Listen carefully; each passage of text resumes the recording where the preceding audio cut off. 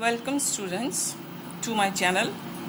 I am Neeti Bhardwaj and we will move ahead with the chapter Manufacturing Industries. In our previous video, we had discussed what is manufacturing and what are manufacturing industries. Today we will be discussing importance of manufacturing industries. Now, manufacturing industries are important because of many factors, and first of those factors is that they modernize the agriculture. India, as you know, is mainly an agricultural country. Most of its people are engaged in agricultural activities, but all the farmers all the peasants are not very rich. So most of them work with their hands, with simple tools. So if manufacturing industries are established in large numbers, then they can help in modernizing the agriculture. How? Because manufacturing industries can provide many modern tools to the people who are engaged in agricultural activities, because of which, with the help of those tools, the agricultural activities can become very fast and easy for those workers. And which are those tools? Like manufacturing industries can provide tools and machines. बड़ी बड़ी machines होती हैं जो फटाफट से जो yield है उसको काट सकती हैं, उसको साफ कर सकती हैं. फिर irrigation pumps can be provided, which are built in manufacturing industries, fertilizers and pesticides, और क्या होता है साथ में? Insecticides. So these are produced by manufacturing industries, and when manufacturing industries provide these things to agricultural workers, so their work becomes very easy and fast and modern. So in this way, manufacturing industries help in modernizing the agriculture. Next is second factor, reduce the heavy dependence of people on agricultural income. As I have already told you that most of the people in India are engaged in agricultural activities, and जो लोग उस agricultural activity में involve हैं, कई लोगों की तो ज़रूरत भी नहीं होती. As you have already read in 9th class that there is one disguised unemployment. Means a family in a village has a piece of land. So that piece of land just needs work from two people. दो लोग भी अगर वहाँ पे काम करेंगे तो जो आउटपुट होनी है वो उतनी ही रहनी है. आउटपुट तो चाहे 5 लोग काम करें चाहे 2 लोग काम करें. But because the other members of the family do not have any other job, so everybody in the family works on that piece of land. तो उसमें आउटपुट तो सेम ही रहनी है, चाहे 2 लोग काम करें चाहे 5 लोग काम करें. तो इस तरह से वो काम जो है वो उतना ही आउटपुट निकालेगा जितने मर्जी लोग काम करें. बट इफ मैन्युफैक्चर वो ऐसा लेकिन क्यों होता है? Because there are no job opportunities for people. But if more and more manufacturing industries are established, then they can provide opportunities of jobs to the people. और जो लोग ऐसे ज़बरदस्ती एग्रीकल्चरल एक्टिविटीज़ में लगे रहते हैं विलेजेस में, तो वो क्या कर सकते हैं? They can try to work in those industries. So in this way, when manufacturing industries provide job opportunities, तो जो लोग बेकार में ही ऐसे ही अपनी ज़मीन पे काम करते रहते हैं वो वहाँ चले जाएंगे, और इस तरह से जो एग्रीकल्चरल इनकम के ऊपर जो डिपेंडेंस होती है लोगों की वो कम हो जाएगी. तो मैन्युफैक्चरिंग इंडस्ट्रीज क्या प्रोवाइड करती हैं? Jobs to people in secondary, and secondary के साथ कौन से सेक्टर में? Tertiary sector. I had told you in my previous video that manufacturing industries fall in the category of secondary sector. Agriculture is primary sector and Industries are secondary sector. Where a thing is manufactured, उसे हम कहेंगे secondary sector. Agriculture में जो crops हैं, they are not manufactured, they are grown. वहाँ पे manufacturing नहीं होती किसी चीज़ की, that is primary sector. Industry में जो प्रोडक्ट्स हैं उनको क्या किया जाता है, मैन्युफैक्चर किया जाता है, गुड्स को मैन्युफैक्चर किया जाता है. They come under, they fall in this category of secondary sector. Now tertiary sector में कैसे, this is service sector. But how do manufacturing industries help in providing jobs in tertiary sector? Now, tertiary sector includes like trade, transport, storage, communication, financial services. You may ask कि कैसे इसमें help करती हैं manufacturing industry, transport में कैसे help करती हैं. अब मैन्युफैक्चरिंग इंडस्ट्री जो है, इंडस्ट्री में जो वर्कर्स काम कर रहे हैं वो तो सेकेंडरी सेक्टर हो गया. लेकिन when the goods are produced, जो फिनिश्ड गुड्स हैं, जब सामान बन के तैयार हो जाता है तो वो इंडस्ट्री में ही तो नहीं पड़ा रहेगा ना. उसको क्या करना है, ट्रांसपोर्ट करके उसको भेजना होगा. कहाँ पे, गोडाउन्स में भेजेंगे. और अब जो ट्रांसपोर्ट करेगा वो भी तो कोई इंसान होंगे जो गाड़ी चला के लेके जाएंगे. तो जो इंडस्ट्री में काम कर रहे हैं वो तो सेकेंडरी सेक्टर में काम कर ही रहे हैं, लेकिन उस इंडस्ट्री की वजह से जो सामान जो बना है, उस सामान की वजह से ही तो ट्रांसपोर्ट का काम चलेगा.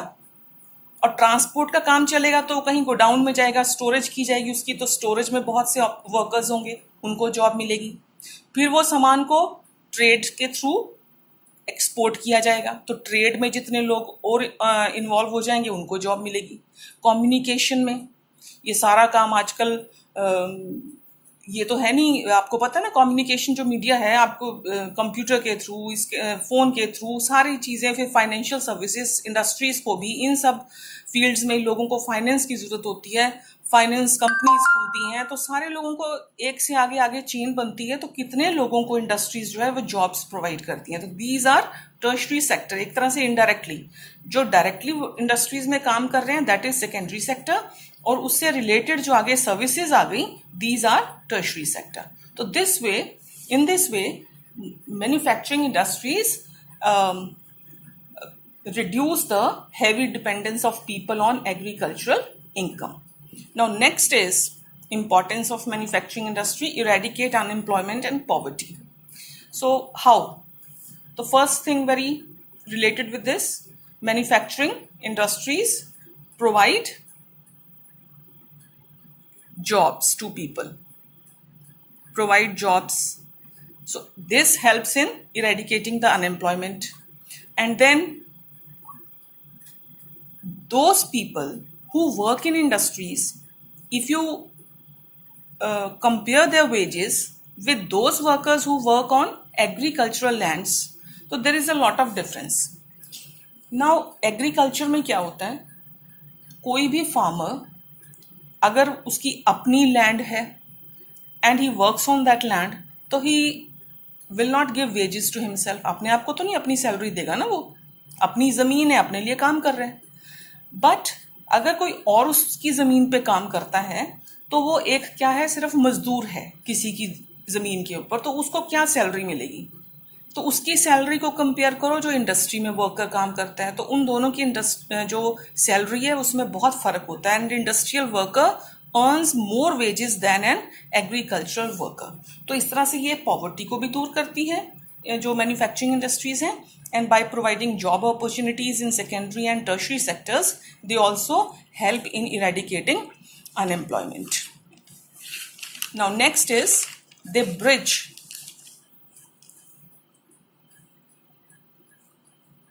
the regional disparities.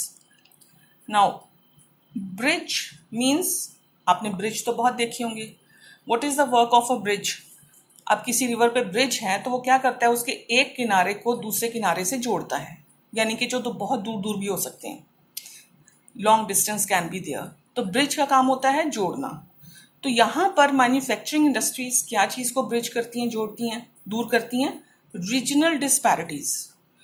India is a large country, there are so many different types of regions, उनकी अपनी अपनी इतनी डाइवर्सिटी इतनी है इंडिया में.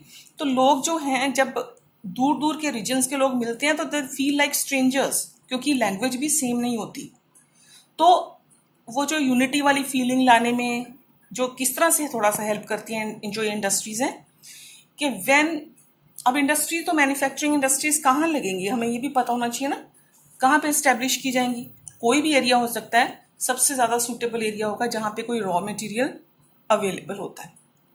तो जब कभी ऐसे कोई मान लीजिए very backward area is there और tribal area where raw material is available and some industries established there, so what happens, even those local tribal and backward people also get a chance to work in those industries, क्योंकि वो local होते हैं तो वो cheap labour भी पड़ती है एक तरह से इंडस्ट्री वालों को, तो वो तो काम करेंगे ही, उनको तो काम मिलेगा ही वहाँ पर। तो इस तरह से एम्प्लॉयमेंट भी मिलती है उनको, पॉवर्टी भी उनकी दूर करने में हेल्प करते हैं। दूसरा, उस इंडस्ट्री में ऐसा नहीं है कि बाहर से कोई लोग नहीं आएंगे, स्किल्ड वर्कर्स भी तो चाहिए होते हैं, तो दूर दूर से कंट्री से लोग आते हैं उस इंडस्ट्री में काम करने के लिए। तो इस तरह से अलग अलग डिफरेंट रीजन्स के जो लोग हैं who may feel strangers otherwise, they get a chance to work with one another, and in this way जो disparities होती हैं लोगों के बीच में, डिफरेंट रीजन्स के लोगों के बीच में, उनको मैन्युफैक्चरिंग इंडस्ट्रीज जो है वो ब्रिज करने का, दूर करने का भी काम करती हैं। Next is manufacturing industries help in expanding trade and commerce. Now, if more and more industries are established, so more and more products will be manufactured. जितना ज़्यादा manufacturing होगी तो we can use those products in our country also, and जो surplus manufacturing है हम उसको क्या कर सकते हैं, एक्सपोर्ट भी कर सकते हैं। तो एक्सपोर्ट जब हम करेंगे किसी को तो क्या मिलेगा हमारी कंट्री को दूसरे कंट्री से, पैसे मिलेंगे डॉलर्स में, और इस तरह से इंडस्ट्रीज जो हैं डॉलर अर्न करने में हमारी कंट्री को हेल्प करते हैं।